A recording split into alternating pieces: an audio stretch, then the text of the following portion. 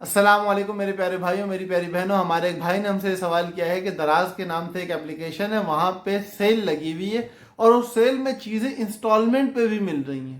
اب انسٹالمنٹ پہ ہو یہ رہا ہے کہ وہ بینک کے تھرو دلوا رہے ہیں اور بینک انٹرسٹ چارج نہیں کر رہا ہے، لیکن بینک ہے ہمارا کنونشنل بینکنگ میں سے.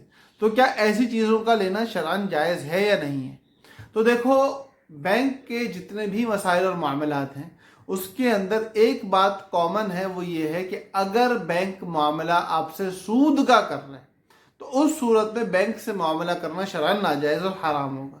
لیکن چونکہ دراز کی جس ٹرانزیکشن کے بارے میں ہمیں بتایا گیا ہے اس میں یہی بتایا گیا ہے کہ فیسز تو انوالو ہیں لیکن سود کسی قسم کا نہیں ہے.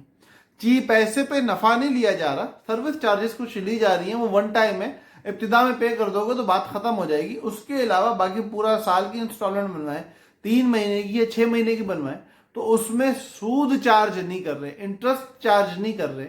تو اس وجہ سے جب بینک آپ سے انٹرسٹ نہیں لے رہا ہے تو آپ کو پیسہ دے رہا ہے ادھار، اور ادھار پیسہ پھر آپ سے واپس لے رہا ہے، تو اس میں قباحت نہیں ہے، وہ شرعاً جائز ہے، وہ آپ لے سکتے ہو کیونکہ وہاں سود انوالو نہیں ہے.